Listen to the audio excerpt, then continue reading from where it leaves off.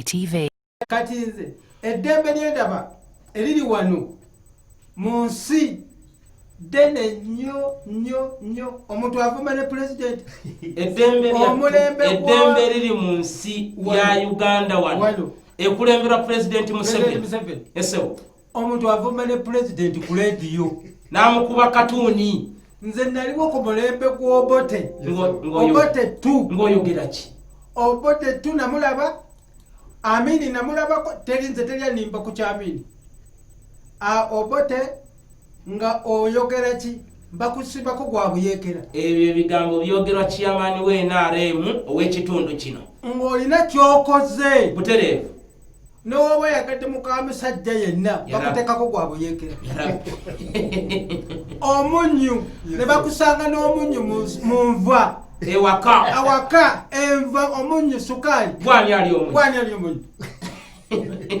Waliwo omusajja yali mudamba yatusanga eyo abatuwuliriza abatamanya ku history wa mabega abakulembeze abaaliko nga NRM ekulembera mukulu baali ba UPM amasasi ne gabalya.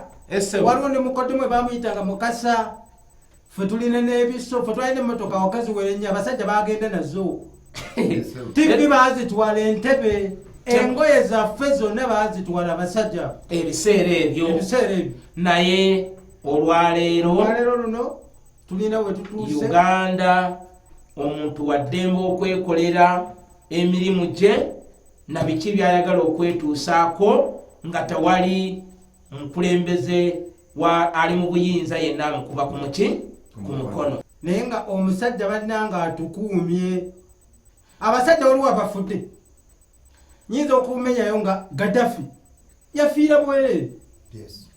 Gaddafi yafiira bwereere oyo omusajja Munalibya bamuttira bwereere byanfuna amafuta nesala zino bannansi bakaaba omusajja Saddaamu yafiira bwereere. Nze siri musiraamu naye nze abasajja abo bannuma bakyandine ku mutima sisobola beerabira wembeera wonna nteeka okuboogerako. Naye kibassa olw'ensonga nti baali bateeseteese eggwanga lyabwe obulungi abantu ne bajja ne balitabangula. Baali bateeseteese eggwanga lyabwe ng'era balitwala mu maaso ekibavunaanibwa nti bakulembedde ekiseera kiwanvu bagaanye okukyusa obukulembeze. Eyo nga nno bagikutte nga nsonga.